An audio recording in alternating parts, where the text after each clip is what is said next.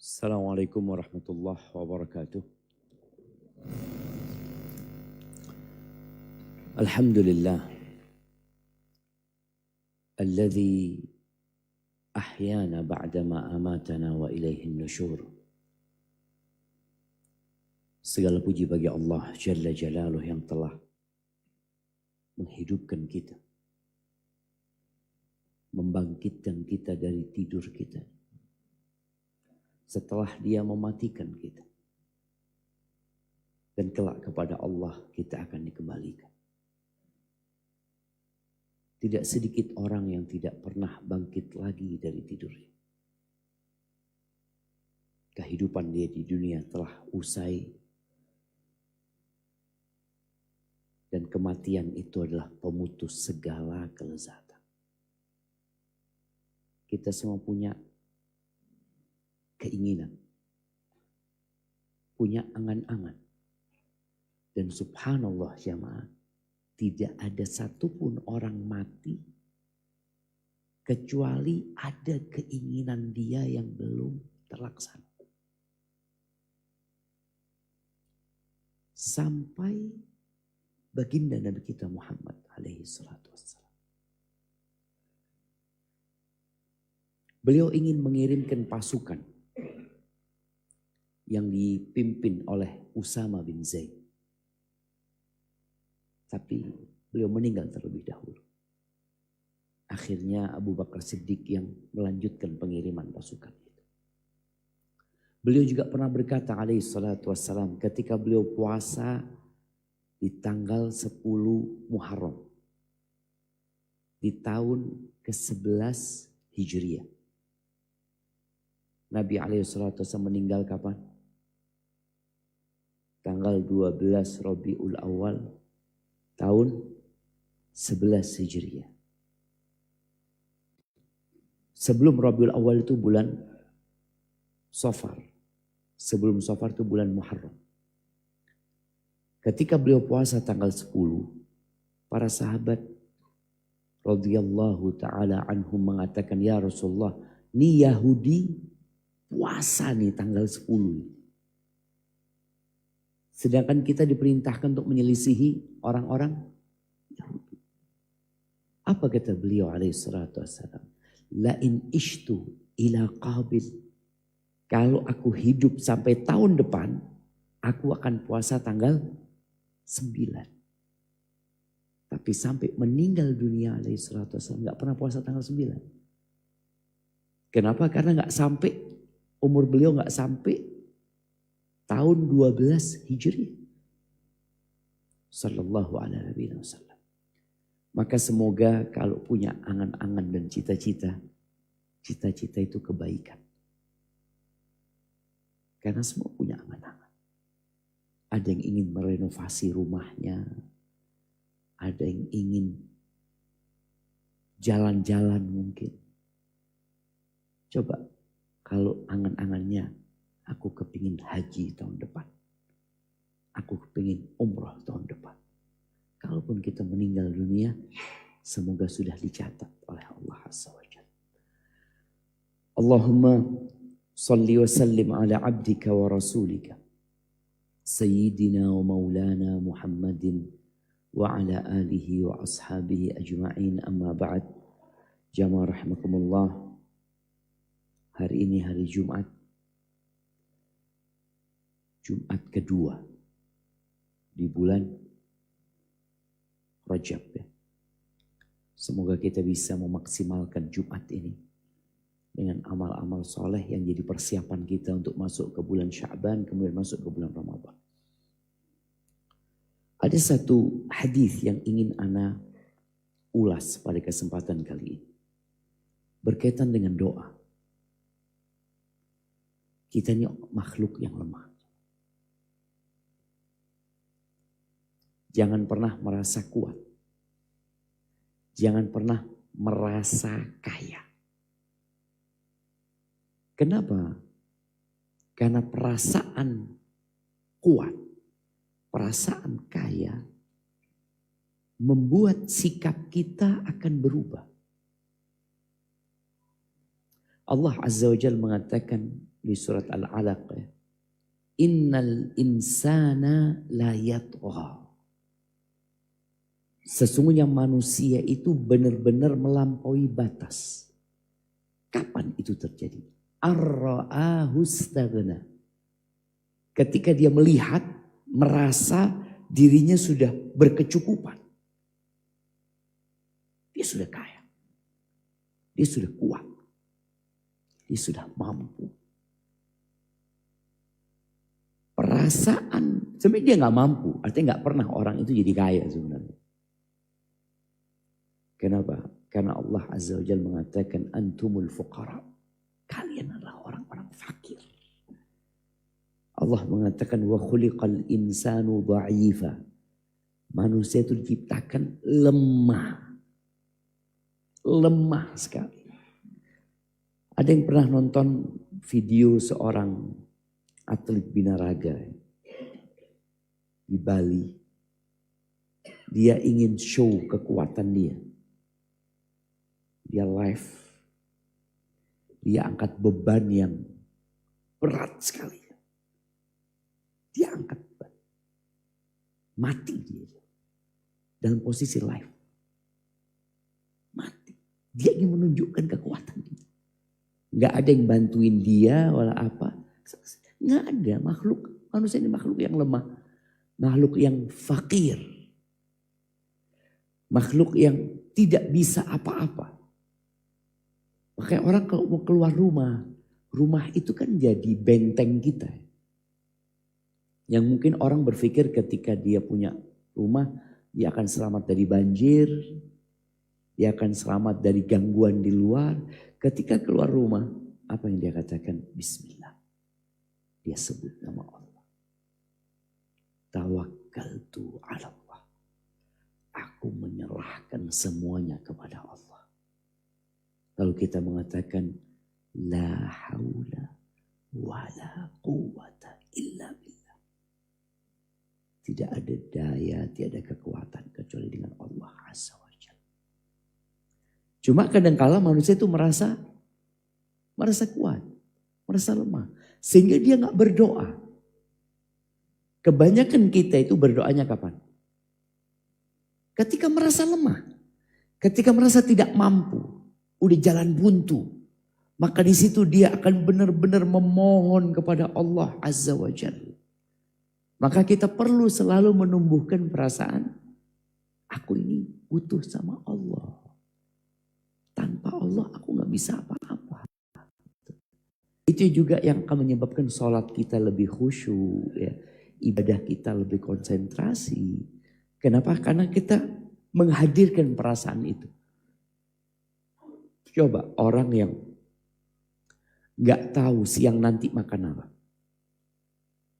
Dia benar-benar gak punya fulus. Kira-kira doanya seperti apa? Kira-kira bagaimana ketika dia sujud memohon kepada Allah Azza wa Jalla. Seorang syekh menceritakan peristiwa Malik Abdul Aziz.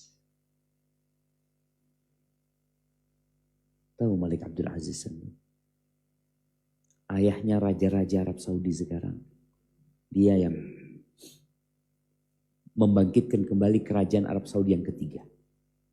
Pernah hancur, bangkit lagi, yang terakhir yang sampai sekarang ini. Bapaknya Raja Salman, ya, bapaknya Raja Fahad.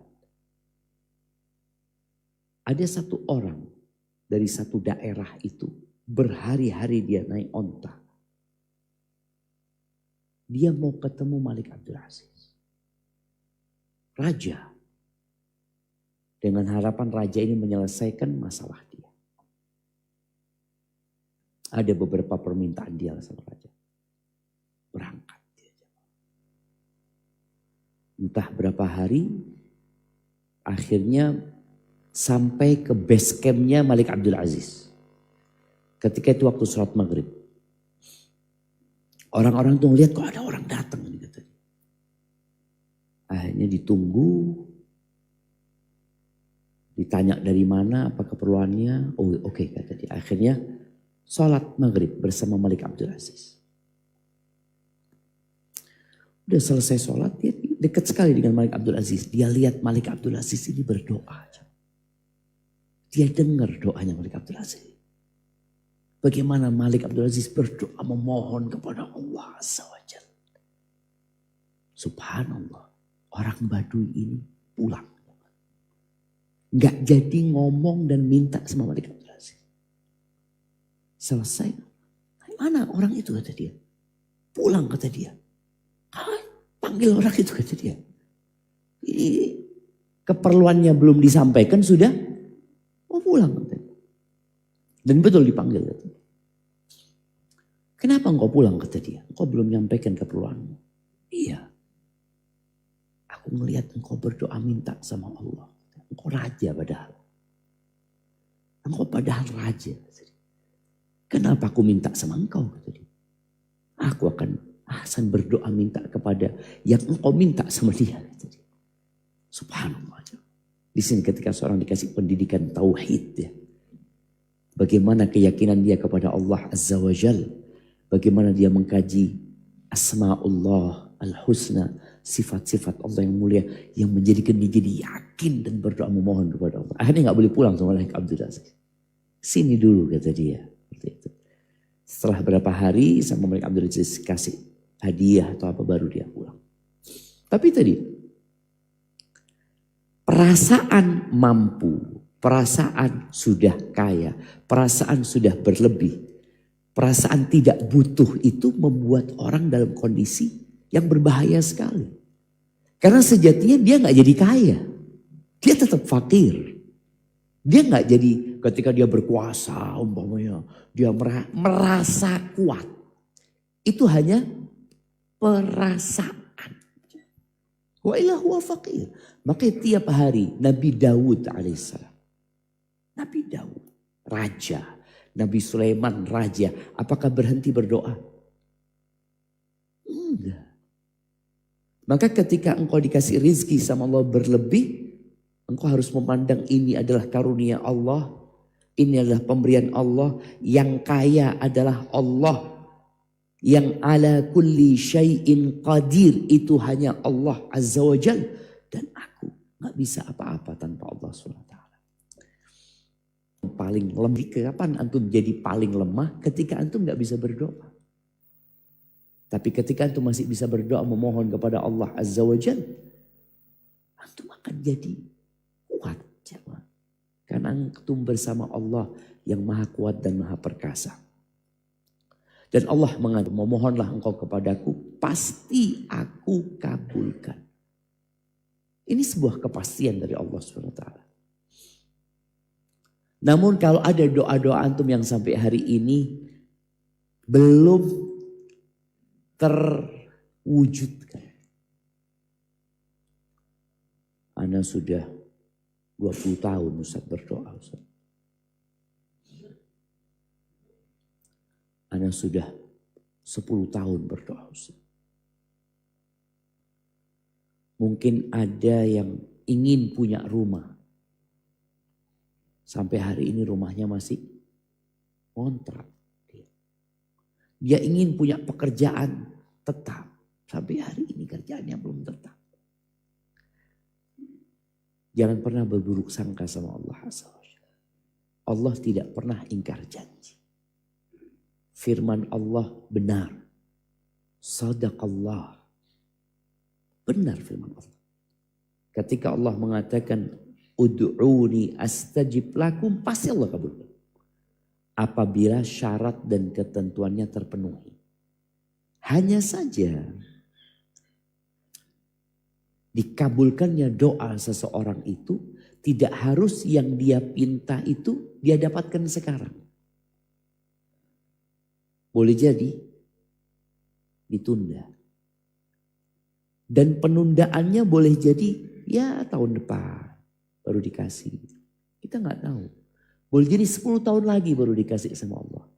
Boleh jadi setelah mati dan engkau dibangkitkan baru dikabulkan. Dan boleh jadi sudah dikabulkan di dunia tapi bentuknya bukan yang kita inginkan.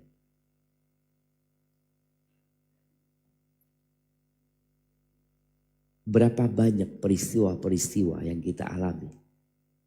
Yang kita selamat dari musibah. Dan orang lain gak selamat dari musibah. Boleh jadi itu karena doa-doa. Cuma kita kan gak tahu. Umpamanya kita naik motor terpleset. Lalu kita bisa pegang setir lagi. Dan seimbang. Boleh jadi antum seharusnya jatuh. Tapi dengan doa yang antum mohon kepada Allah, antum diselamatkan sama Allah. Tapi antum merasa belum, doa anda belum dikabulkan. Sudah sebenarnya tadi antum mau jatuh. Udah dikasih tuh apa yang antum minta. Dan Nabi SAW mengajarkan banyak doa. Makanya kita perlu mempelajari doa-doa yang dibaca Nabi SAW. Kenapa? Karena beliau dikasih kelebihan sama Allah Azza wa Jalla. Utitu jawami al-kalim. Beliau alaihissalatu wassalam kalau ngomong gak perlu banyak. Kalau sekarang antum bisa lihat. Ustadz membahas satu hadis 1 jam. Padahal Nabi alaihissalatu wassalam menyampaikannya gak sampai setengah menit. Setengah menit aja Nabi alaihissalatu wassalam menyampaikan. Umpamanya Nabi alaihissalatu wassalam mengatakan talabul ilmi faridatun ala kulli muslim. Menuntut ilmu kewajiban buat setiap muslim. Udah dibahas. Panjang sekali pembahasan. Iya. Karena orang-orang setelah Nabi alaihissalatu wassalam gak dikasih itu. Tapi ada sebuah doa yang diajarkan Nabi SAW kepada istrinya. Aisyah radhiyallahu ta'ala anha. Dan harapan ana setiap suami mengajarkan ini kepada istri. Jangan nunggu ustadz yang mengajarkan kepada istri. Yang gak bawa istri ke sini, pulang nanti panggil istri. Ana mau kasih hadiah. Aisyah Ummul Mukminin radhiyallahu anha. Suatu hari kata dia, Nabi SAW mengajarkan kepada aku sebuah doa. Nabi mengatakan kepada Aisyah radhiyallahu anha, ya Aisyah. Ini hadis sahih diriwayatkan Ibnu Majah, Al-Ahmad, Ibnu Hibban. Wahai Aisyah. Jadi suami itu perlu memberikan panggilan yang indah buat istri. Ada seorang istri yang curhat mengatakan suami ana itu gak pernah Ustaz manggil ana dengan panggilan yang membuat ana itu senang dengan panggilan itu. Nabi SAW pernah memanggil Aisyah dengan panggilan ya Aish. Dipotong. Bukan Aisyah.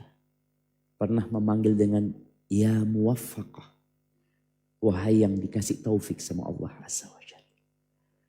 Atau yang sering kita dengar ya Humairah. Nah di sini Nabi SAW memanggil ya Aisyah. Wahai Aisyah. Alaiki bijumalid du'a wa jawami'. Aisyah, engkau kalau berdoa, pilihlah doa-doa yang ringkas, tapi mengumpulkan banyak makna. Jadi doanya gak panjang, umpamanya ketika antum sujud. Antum gak bisa baca doa panjang-panjang, apalagi jadi makmum. Apa penyebabnya? Nah, karena ada imam. Jangan sampai antum doa ketika sujud, tahu-tahu imamnya assalamualaikum. Loh kok sudah assalamualaikum imamnya? Antum masih doa ketika sujud. Karena ada panjang yang antum ingin mohonkan kepada Allah Azza wa Jalla. Atau ketika tasyahud akhir. Antum lagi serius baca doa, tahu-tahu imamnya assalamualaikum lagi. Nabi SAW nyuruh kita milih doa-doa yang baik ketika tasyahud akhir. Nah, di sini seorang suami, posisi Nabi SAW itu sebagai seorang ayah, sebagai arahan kepada putrinya. Bagaimana Nabi SAW datang ke rumahnya Fatimah, ngasih doa lagi. Ketika Fatimah minta pembantu kepada Nabi SAW, apa dikasih pembantu? Nah, kasih doa. Apa doanya? Sebelum tidur baca Subhanallah 33 kali, Alhamdulillah 33 kali, Allahu Akbar 34 kali. Padahal Fatimah sudah nikah. Dan Nabi SAW tidak segan untuk datang ke rumahnya Fatimah. Dan untuk masuk kamarnya Fatimah. Untuk duduk di antara menantu dan putri.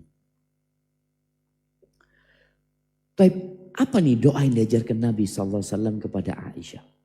Beliau mengatakan SAW, Quli. Katakan Aisyah dalam doamu. Allahumma inni as'aluka minal khairi kullihi ajilihi wa ajilihi ma alimtu minhu wa ma lam a'lam. Yang pertama, ya Allah, panggillah nama Allah. Jadi kalau doa itu panggil Allah. Allahumma Rabbana ya Razzaq. Panggil Allah dengan nama-nama. Di sini Nabi SAW menyuruh kita memanggil dengan Allahumma. Karena nama Allah ini nama yang khusus buat Allah Azza wa Jalla. Yang menundukkan hanya Dia yang pantas untuk diibadahi saja. Cuma Engkau ya Allah. Inni itu artinya sesungguhnya aku. Bukan aku. Kalau aku bahasa Arabnya apa? Ana. Aku. Tapi kalau sesungguhnya aku. Inni as'aluka. Aku memohon kepadamu ya Allah. Memohon apa? Minal khairi kullihi. Aku memohon kepadamu dari semua kebaikan. Semua. Ajilihi wa ajilihi. Yang sekarang. Yang dekat nih. Atau yang akan datang. Ma alimtu minhu wa ma lam alam. Yang aku ketahui dan aku yang belum tahu juga. Bayangin. Minta semua kebaikan. Nabi SAW kadangkala berdoa dengan spesifik. Tapi di sini beliau menganjurkan untuk memilih doa ini. Artinya kalau antum nanti mencukupkan doa ini, sudah cukup doa ini. Kalau antum anak gak hafal doa lain, Ustaz, cuma hafal doa ini cukup doa ini. Tapi kalau antum bisa menghafal doa-doa yang lainnya lebih baik lagi. Minta kebaikan yang sekarang dan yang nanti, yang aku ketahui dan yang aku belum tahu.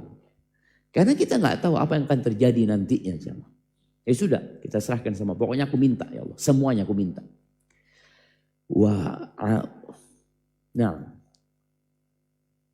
Wa a'udzubika minasyarri kullihi ajilihi wa ajilihi ma alimtu minhu wa ma lam a'lam. Dan aku berlindung kepadamu. Kau tadi minta. Orang itu beribadah kepada Allah dengan cara khauf dan raja. Harap-harap cemas. Dia minta tapi dia takut juga. Ada yang kita takutkan dalam kehidupan ini. Kita minta A, B, C. Tapi anak juga takut. Kalau rumah anak terkena gempa. Anak takut. Kalau surga itu termasuk kebaikan yang akan datang. Surga itu termasuk kebaikan yang diminta Nabi SAW. Tapi kita minta lagi. Karena Allah itu suka kalau orang berdoa maksa aja. Dia minta dengan sungguh-sungguh. Aku minta surga. Bukan cuma surga. Wa ma qarraba ilaiha min qaulin aw amal.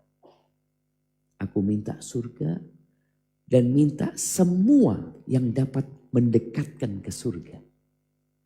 Baik itu ucapan atau perbuatan. Jadi minta ketaatan kepada Allah.